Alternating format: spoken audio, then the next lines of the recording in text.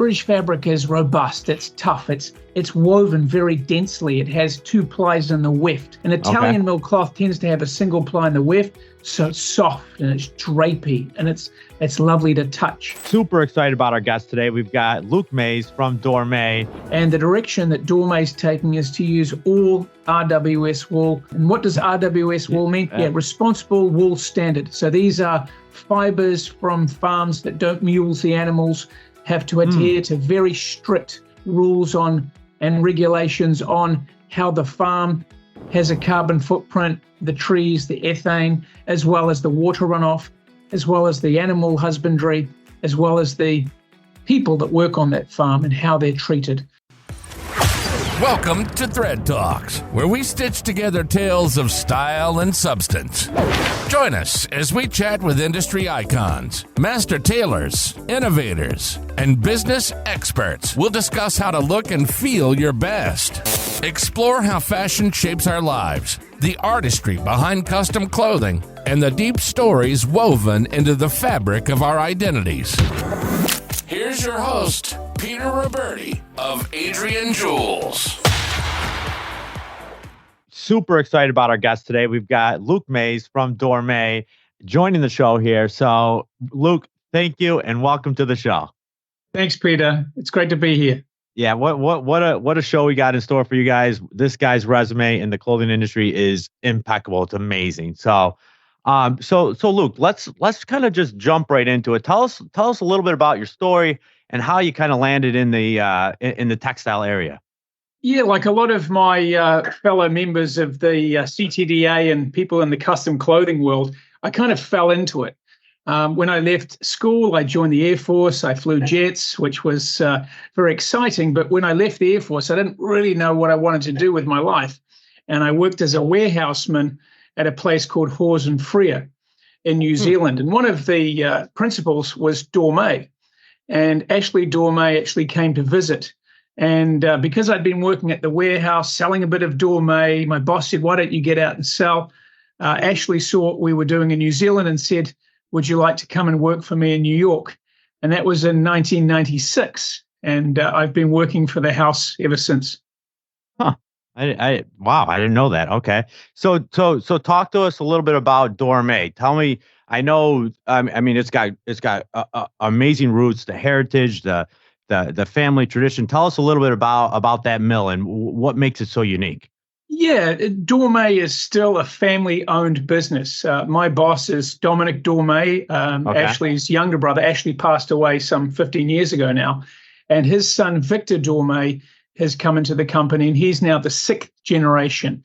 It's a fully owned family business. So the big advantage to our customers is the fact that when we produce fabric, it's not produced in an environment where an executive board says, how can we save money? How can we cut costs? It's created and inspired by a person whose name's on the door, who represents 5 generations of a family passion for luxury fabric.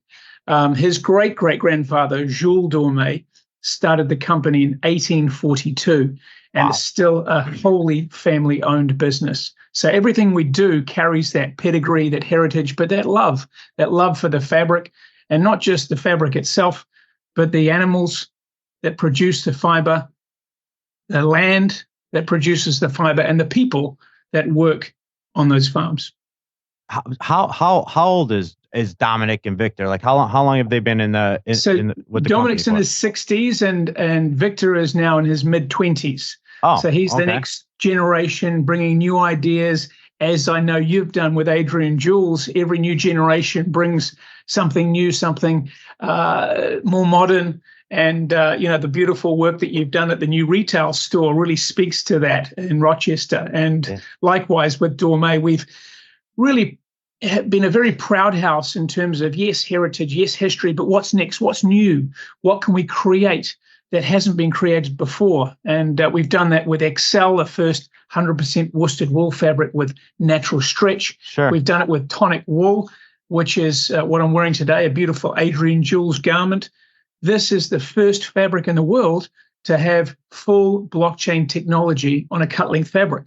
So blockchain technology, we'll get to sustainability, but I might be jumping the gun. But from the from the farm all the way to the garment, everything's traceable. Wow. So yeah, I just want to unpack that. So yeah, so break that down. What does that mean? Blockchain technology and tracing. What does that mean exactly? So blockchain, this is an organization called Nativa that is at the forefront of blockchain technology with tonic wool. And Nativa is a third party that makes sure that every stage of the process is accounted for, to make sure that the farms are farms that treat the people well, treat the animals well, and also treat the land properly. But the blockchain technology allows that sector by sector to be accredited. So we know when the sheep was shorn, who did it, what date.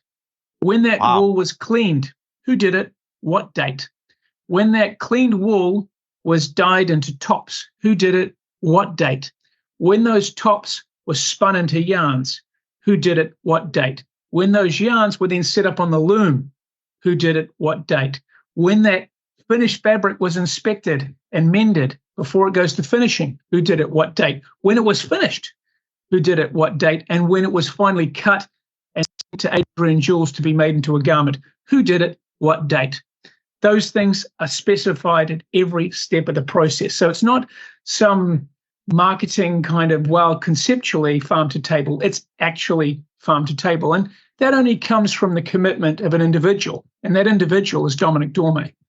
Wow. So how are a lot of mills doing this, around the world, or how many are actually doing this? I mean, this is incredible. I mean, the amount of time and, technology that goes into kind of tracking this. I mean, it seems like it wouldn't be that common, or I could be wrong. I think a lot of mills are realizing that sustainability is very important, and I'm very proud that Dominic Dormeuil has led the way in this. He sort of set the bar because his name's on the door. It's a personal drive to protect the animals and to protect the farms and make sure that for his son and future generations, we can carry on creating and producing beautiful luxury fiber and luxury fabric. But I think many mills are taking on board this because it's not just a case of, well, will the end consumer demand? We hope so. But it's more so doing the right thing, making sure that we do have an industry for our children and for our children's children. And I think more and more mills are inspired by what Dominic's done and are taking measures to make sure that what they are doing is sustainable. So I want to talk about some of the. I heard you say innovation, and I know that's a buzzword. What people are doing with cloth, and I think it's some of the things that I've seen are amazing. But before we jump into that, talk to me a little bit about English goods and Italian goods. Kind of like, what's the difference between the two of them? Well, talk to me a little bit about the two. Well, first and foremost, Dormeuil commissions mills and commissions weaving houses in Italy and in England. So they're both incredible. They both make the best fabric in the world. The major difference is a British milled fabric. Imagine kind of like British shoes and Italian shoes. British fabric is robust. It's tough. It's woven very densely. It has two plies in the weft. So it's a hefty, very voluminous cloth. An Italian mill cloth tends to have a single ply in the weft, so it's soft and it's drapey and it's lovely to touch. So depending on what the customer wants, the Italian mill or the English mill are the two top options for them to look at. If you look at a 12-ounce hard-wearing, Savile Row cloth, wonderful, British milled, but perhaps we don't want to wear that in America unless it's really cold outside, because a nice hot summer day in New York, you're wearing a 12-ounce suit, it's not going to be very comfortable.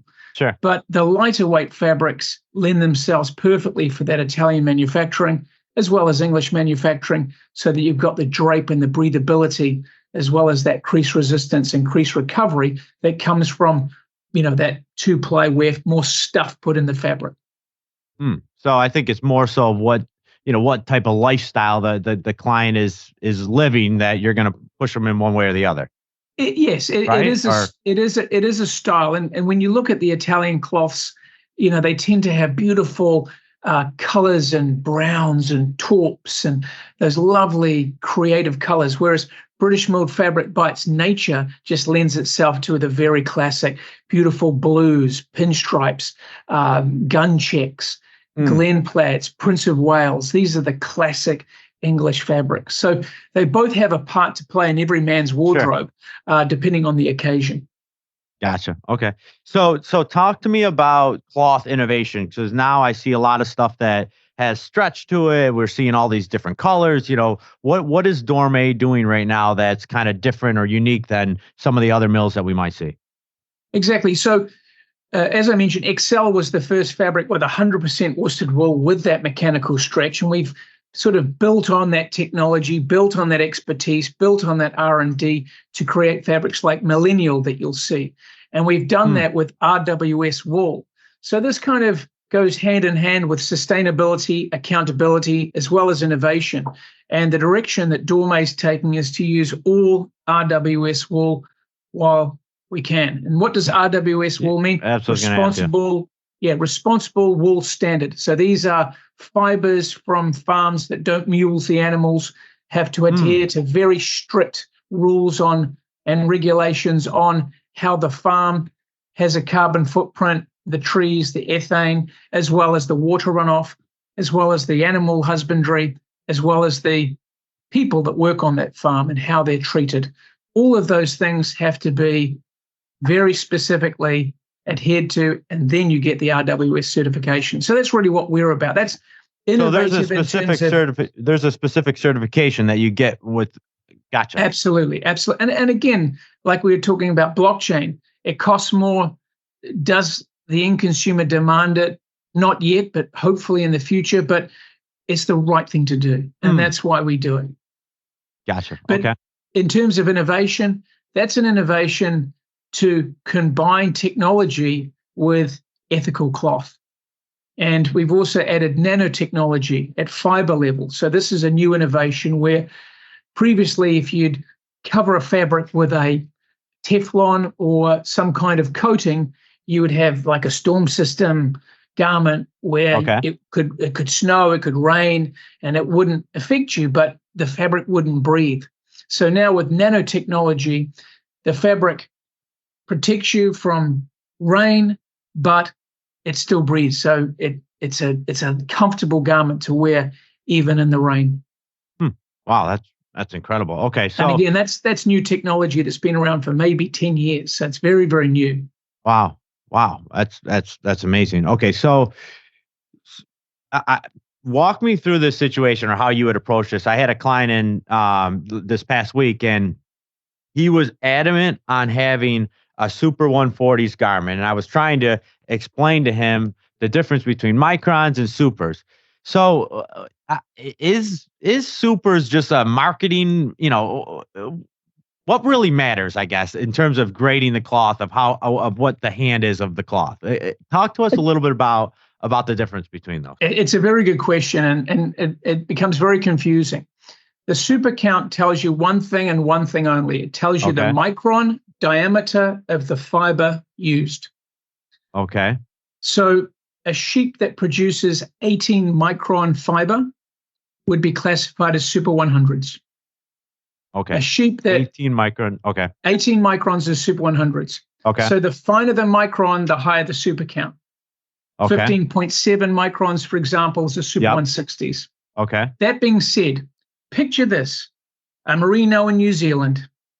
That merino is classified as a Super 100s fiber merino. So it's got 18 micron fiber.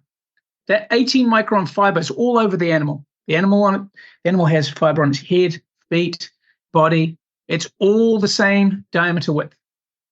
The fiber from the neck and the flank is what we use, the long filament fiber. That's the filet mignon. That's the choice stuff.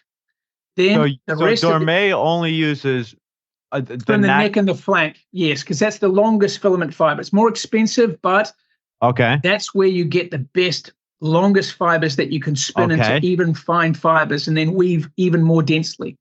The rest of the animal still produces a Super 100s fiber, but the body, mid-staple length, perfect for the larger mills. But then the head and the feet, This is very short staple fiber, still Super 100s. And that's what will be used by the fast fashion, Zara, Club Monaco, Uniqlo. Not that there's anything wrong with that, but they're quite correctly labeling that garment Super 100s. But that's a $299 suit. Quite correctly labeled as Super 100s because it's the micron diameter width of the fiber. It's not the length. And the other facets that a wool grader will look at is the strength of the fiber, the crimp, and the color, if it's been discolored in the belly. So it's a little bit like, I always use the analogy, a 1-carat diamond ring, a 1-carat diamond ring. One's a flawless blue, one's an occluded, one might be worth $500,000, one might be worth $10,000. But they're both 1-carat diamonds, right? Yes, but they're worth different.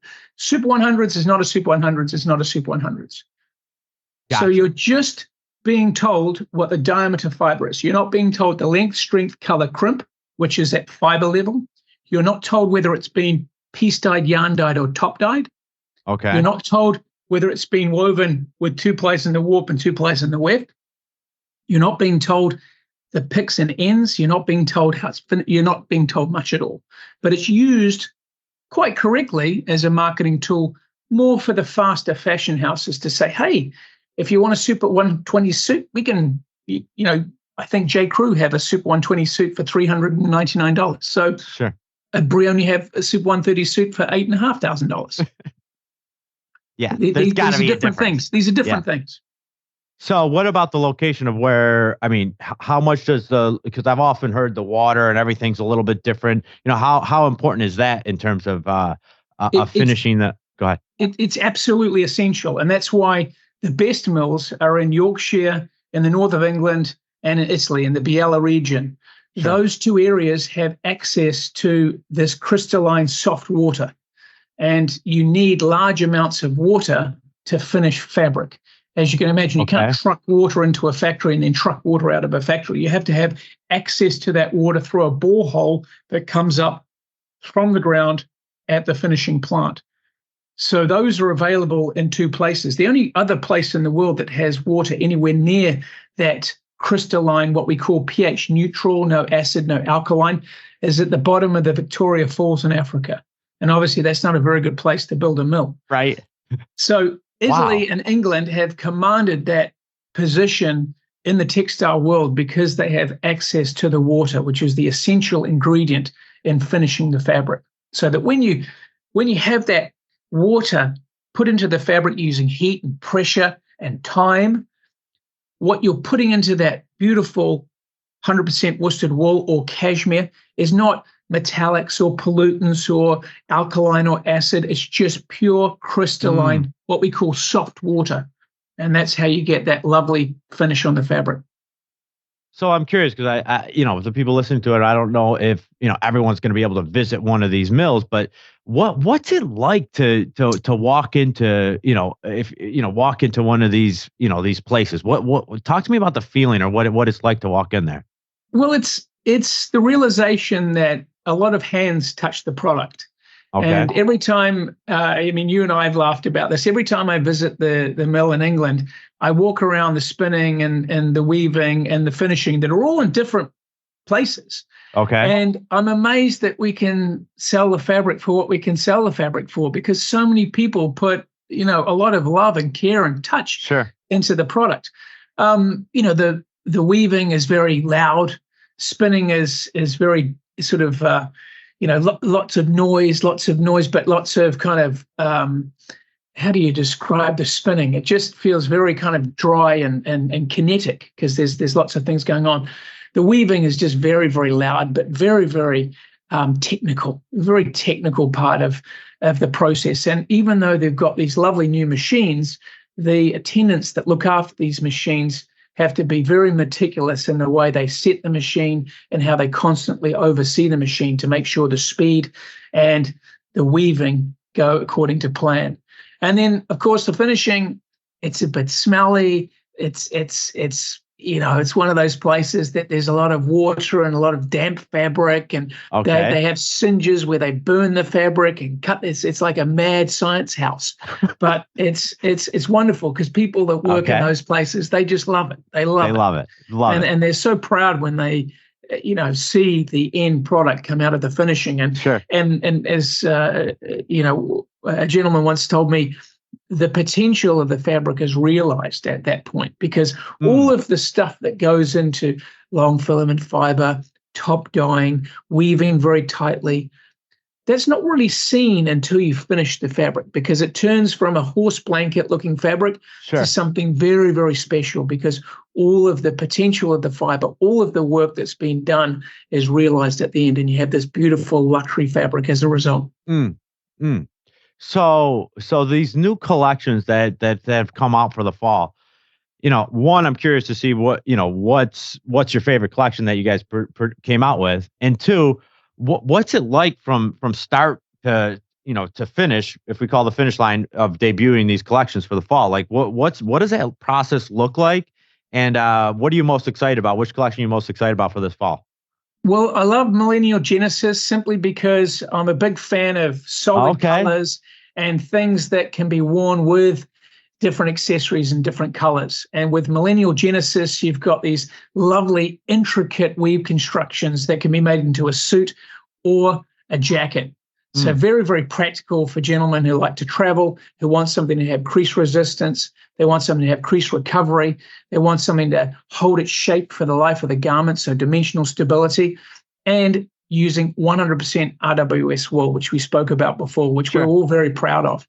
So I think that, to me, is my favorite, because it really speaks to what the house is all about, making beautiful, ethical cloth. In terms of the process, Aline Galimberti is our creative director, and she's one of those people who has such an incredible vision. She's been with the company for over 20 years. She's really referred to globally as an authority on the future of men's tailored fabrics at Premier Vision and other very esteemed European shows. So she looks into the future. She's currently designing 2024, 2025. And she's looking for inspiration. But as I said, not just, what have we done before, but what's new, what's innovative, what's different, what celebrates the best of the potential of the fibers that the animals can produce moving forward. Because the animals change as well. The genealogy of the sheep changes. Vicuna, guanaco, cashmere, all of these animals over time change through the conditions that they're living with. So as the climate gets a little bit warmer in some of these places, the animals will produce a slightly different fiber. So our goal is to realize the best potential of those fibers. Wow, that's interesting. So depending on what the climate is and the year and what they eat, it will dictate the quality of the fabric. It could absolutely have an impact on it. Yeah, if you have a very wet season, the fiber will be quite bouncy. It'll have lots of crimp. If you have a dry season, it'll be a bit more slippery.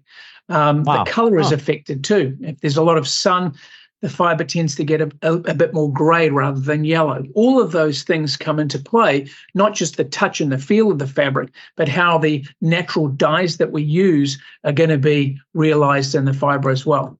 So everything kind of starts afresh each season, because the best way to think about it is, sheep aren't, it's not like making oil. A sheep is a natural product. It's like wine. So the grapes one year will produce a flavor, and the next year, the same grapes will produce a slightly different flavor. It all depends on the conditions of that season. Wow. Well, listen, Luke, I can't thank you enough for being a part of this. I think that, even myself, I learned some stuff as we talked here. So this was awesome. Super excited about looking at the new collection. So again, thank you so much for being a part of this, hearing your story, hearing Dormeuil's story. So thank you again for sharing your story here. Thanks for having me, Peter. Always appreciate it. And again, love wearing my Adrian Jules garments. Always feel good. Right? When you look good, you feel good. Thanks, Luke. Cheers, man. Thanks, Peter. Cheers. Take care, man. That wraps up another episode of Thread Talks. To dive deeper into the stories and expertise shared today, make sure to check out the show notes for more about our distinguished guests and the exceptional craftsmanship at Adrian Jules Custom Clothier. Loved what you heard? Don't forget to hit 5 stars, leave us a review, and remember, dress to impress today. When you look great, you feel great.